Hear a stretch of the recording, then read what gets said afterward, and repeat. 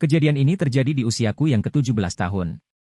Aku biasanya pergi ke pusat kebugaraan 3 hingga 4 kali dalam seminggu dan pulang menggunakan bus.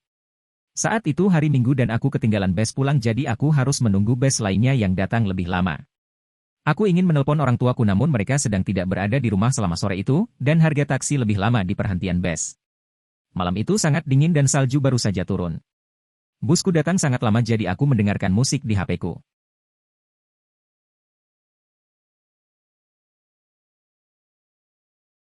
Aku kedinginan dan tidak melihat siapapun saat itu.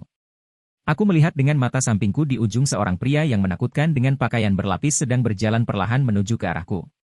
Aku sadar jika terus menatap dia akan menarik lebih banyak perhatian, sehingga aku hanya menatap layar ponselku saja. Dia duduk di ujung bangku lainnya dan terus menatap ke arahku.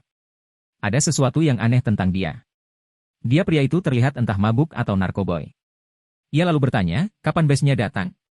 Aku melepaskan headset dan berkata kepadanya, aku rasa mungkin busnya terlambat karena salju.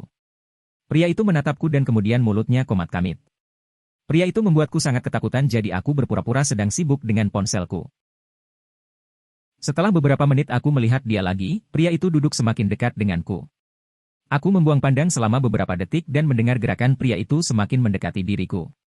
Aku membalikan badanku ke arahnya dan berkata, apakah kau baik-baik saja, Pak? Dia menatapku dengan mata melotot, mengangkat bahunya dan bersandar di badanku. Sesegera mungkin aku ambil tas dan berlari sehingga dia jatuh tersandung di tanah. Aku berlari sepanjang jalan dan mencoba sekeras mungkin untuk tidak melihat ke belakang. Aku terus berlari hingga aku mendapatkan halte bus lainnya.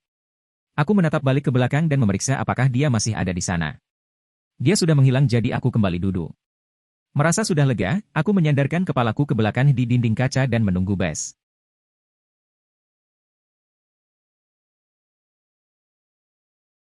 Aku tersentak kaget dan melihat ke sandaran belakang, ternyata pria tadi yang menatap diriku melalui dinding kaca.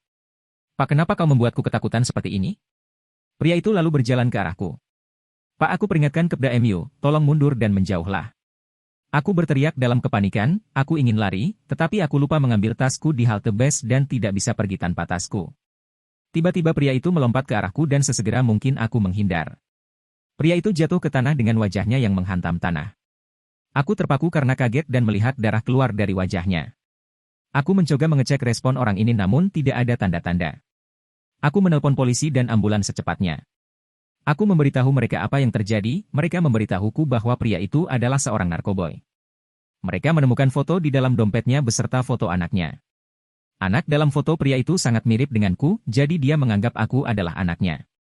Aku kemudian mengetahui bahwa dia kehilangan anaknya dalam memperebutkan hak asuh anaknya di pengadilan. Dia diberikan pengobatan. Itu adalah saat terakhir aku melihat pria itu. Aku mendapatkan SIM mengemudiku beberapa saat kemudian, dan tidak akan pernah menggunakan bus lagi.